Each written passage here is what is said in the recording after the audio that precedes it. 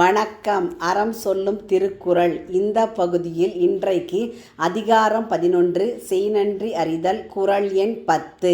எந்நன்றி கொன்றார்க்கும் உய்வுண்டாம் உய்வில்லை செய்நன்றி கொன்ற மகற்கு.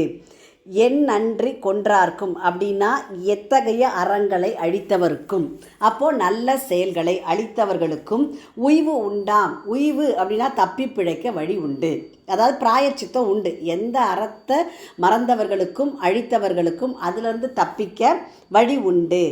ஆனால் செய்நன்றி கொன்ற மகற்கு, செய்த நன்றியை மறந்தவர்களுக்கு, ஒருவர் செய்த உதவியை மறந்தவர்களுக்கு உய்வு இல்லை, தப்பி பிழைக்க வழி இல்லை என்கிறார் வள்ளுவர். அப்போது என்ன அர்த்தம்னா, கொலை களவு போன்ற பெரிய தவறுகளை செய்தவர்கள் கூட அதற்கான கழுவாய்னா பிராயச்சித்தம், அதை தேடிக்குவாங்க. நான் செஞ்சது தப்பு அப்படின்னு சொல்லி பிராயச்சித்தம் தேடிக்கொள்ள முடியும்.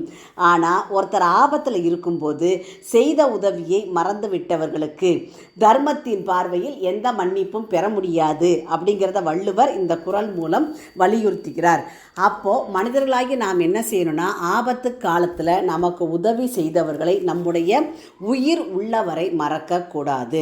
வள்ளுவர் முன்னாடி குறளில் சொன்னார், எழுமை எழுப்பிறப்பும் உள்ளுவர் தங்கண் விழுமும் துடைத்தவர் நட்பு. துன்ப காலத்தில் தன்னுடைய துன்பத்தை துடைத்தவர்களின் நட்பை 7 பிறவிக்கும் நினைத்து பார்த்தல் வேண்டும். அப்போ அந்த மாதிரி தான் எந்த நன்றியை மறந்தவருக்கும், ஒருத்தர் செஞ்ச நல்ல காரியங்களெல்லாம் மறந்தவர்களுக்கு அதிலிருந்து தப்பி பிழைக்க வழி உண்டு. இப்போ நம்ம முன்னாடி ஒரு குறளில் சொன்னோம், ஒரு பரீட்சை எழுதும் போது பேனாவில் இங்கு தீர்ந்து போச்சு, பேனா கொடுத்து ஒருத்தங்க உதவுனாங்கன்னு. இப்போ நம்ம என்ன பண்ணியிருக்கலாம், அந்த தேர்வையெல்லாம் எழுதி முடித்து இப்போ ஒரு நல்ல பெரிய படிப்பு படித்து நல்ல உத்தியோகத்தில் நல்ல பதவியில் இருக்கலாம். ஆனால் அதை நம்ம எப்போ நினச்சிக்கணும், ஆகா 12ஆம் கிளாஸ் படிக்கும்போது எனக்கு அவன் பேனா கொடுக்கலன்னா இன்றைக்கி நான் இந்த நிலைமைக்கு வந்திருக்க முடியாது.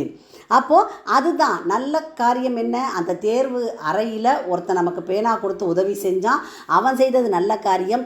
அதன் காரணமாக நான் இன்றைக்கி அந்த தேர்வை எழுதி அதுக்கப்புறம் மேலும் மேலும் மேற்படிப்பெல்லாம் படித்து இன்றைக்கி இந்த அலுவலகத்தில் இந்த பதவியில் இருக்கிறேன். அப்படிங்கும்போது அப்போ செய்த அந்த உதவி சின்ன உதவி தான், ஆனால் அதை நம்ம என்றைக்குமே மறக்கக்கூடாது. இன்றைக்கி நான் பெருசாக இருக்கேன், நான் படித்தேன், நான் வளர்ந்துட்டு நான் பெருசாக இருக்கணும் இல்லை, அன்னைக்கு ஆபத்தில் ஒருத்தர் நமக்கு உதவி செஞ்சாங்க.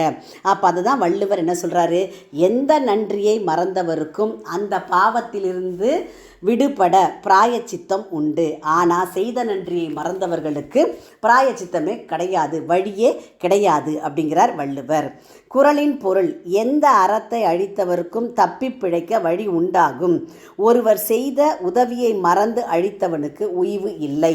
மீண்டும் குறள், எந்நன்றி கொன்றார்க்கும் உய்வுண்டாம் உய்வில்லை செய்நன்றி கொன்ற மகற்கு.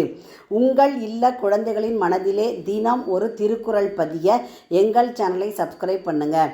லைக் பண்ணுங்கள், ஷேர் பண்ணுங்கள், கமெண்ட் பண்ணுங்கள், சப்ஸ்கிரைப் பண்ணுங்கள். நன்றி.